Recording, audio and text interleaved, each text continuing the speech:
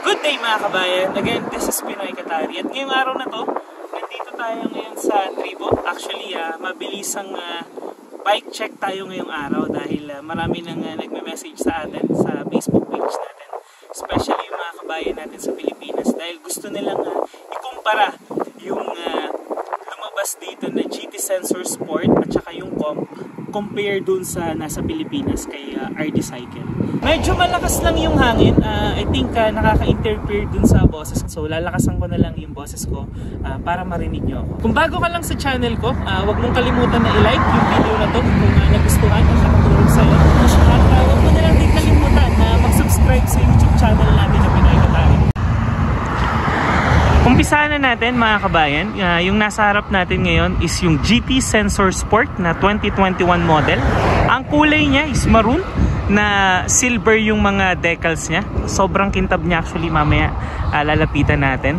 And then yung sukat naman ng frame nito is small, tapos yung wheel set niya is 29. Yan, so paikutan natin para ma-appreciate nyo yung beauty niya. Actually madumi siya kasi obvious naman na lagi natin siya ginagamit sa trail. Today nga nandito tayo ngayon sa TBT o yung tinatawag na Tribo Barwa Trail. So ito yung ginagamit nung girlfriend ko, tapos yun naman yung sa akin, yung cross. Kaya yung sukat nito is small, pero pwede rin to sa mga height na katulad ko na hindi ganun katangkaran. Ang height ko lang is 5'5". Napaka-applicable ng size na to. Umpisahan natin ngayon dito sa frame. Yung frame niya, again, it's a full suspension mountain bike. So makikita nyo yung kulay niya, kumbaga kumikintab siya, no? Yan, no? Sa malapitan. Yan, medyo parang glittery yung pagkintab niya. Yan. Tapos yung GT niya na decals is silver yung kulay niyan. Yan. Lapitan natin yung badge niya. Yan. Yung badge niya is metal siya. Yung pagkasulat niyan GT niya is black. Tapos yung shadow is silver. Ito yung suspension niya, X-Fusion na 130mm ang travel with lockout and then with adjuster rebound. So ito yung adjuster rebound, naiikot to, and then ito yung lockout niya. Yan. Sa Sensor Sport, ang rear shock niya is X-Fusion, and then sa comp naman is rack shock na deluxe. So yun lang yung pinagkaiba nila. And then yung group set ng comp is SRAM na SX, pero dito naka Shimano Jore na 11 speed. Yan. The reason why we bought this bike kasi napaka-sulit niya sa price niya na 7,995 reals lang. Tapos yung GT Sensor na comp is 9,100. Malaki yung difference niya sa price, pero sa specs wise masyadong mababa yung mga nakakabit na kumbaga group set doon sa comp para lang doon sa increase ng price niya, hindi sulit. That's why pinili namin to. And then sa size, ang available lang na sizes na dumating dito sa Qatar is small para sa sport at saka medium naman para sa comp. By the way, yung head tube niyan is tapered na rin, so okay na okay yan sa mga nagtitrail. Tapos ito naman yung system mechanism ng suspension. Tinatawag siya na LTS, Linkage Tune Suspension.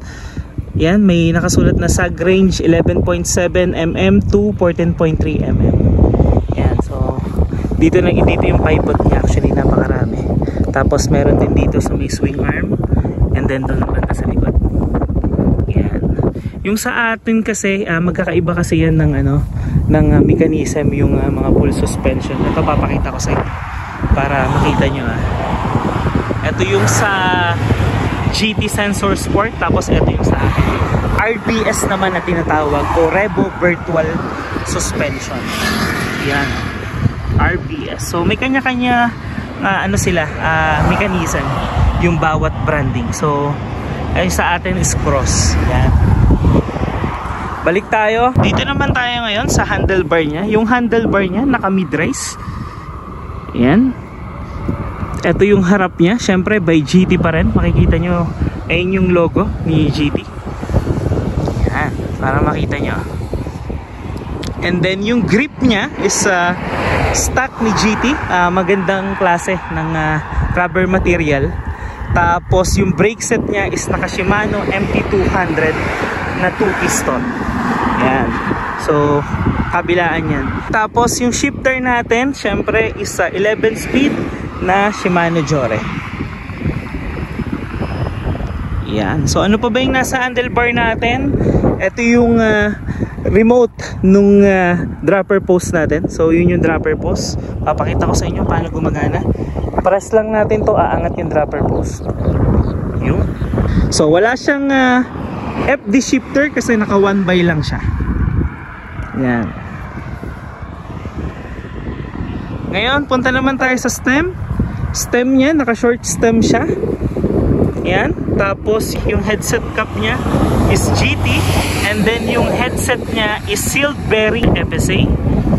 Tapos yung port naman niya, yan, makikita nyo is RockShox Recon na ang travel is 140 mm. Ito yung lockout niya. Yan. Kung gusto nyo nasa cycle lane kayo, ilock nyo lang siya para hindi na masyado naglalaro. Then open nyo na lang pag magti-try kayo. Black ang stanchions. Napakakapal ng arc support niya. Tapos black din yung decals ng RockShox quick release. Yan. Adjuster rebound nasa ilalim. Yan, nandito. Tapos yung input-output ng air nandito naman. So paalala lang doon sa mga naka-air shock, dapat ang sukat niyan is nakabase sa weight ng rider. Yan. So tapos na tayo dyan. Punta naman tayo ngayon dito sa group set niya. Katulad nga ng sabi ko sa inyo kanina, ang group set niya ay Shimano Jore na 1x11 ang setup. Yan. So itong pedals is hindi to stock.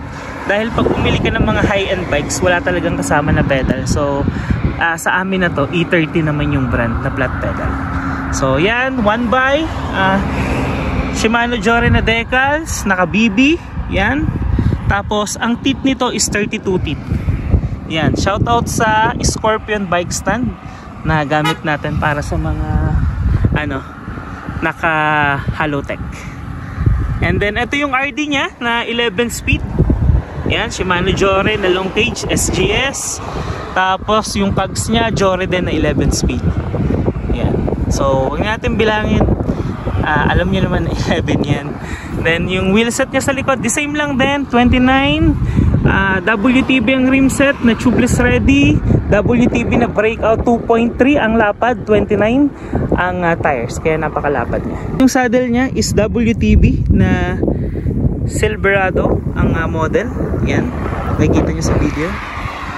Napakalapad niya actually, and then napaka soft, no, pag inuupuan. Tapos sa seat post clamp naman, alloy siya. Generic din siya ni GT. Yan. Punta naman tayo ngayon dito sa rotor disc niya. Syempre yung partner niya is Shimano rin na 180mm front and rear na rotor. Yan. So medyo nagamit na natin siya, makikita mo kumain na ng yung resin pad niya. Yan. So 180 yan, harap at likod yung sukat. So ready talaga for trail. Yan. Pogi oh. Ano pa bang kulang natin mga kabayan?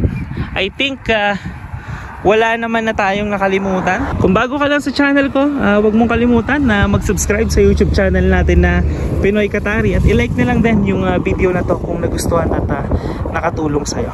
So yun lang, maraming salamat sa panonood and God bless.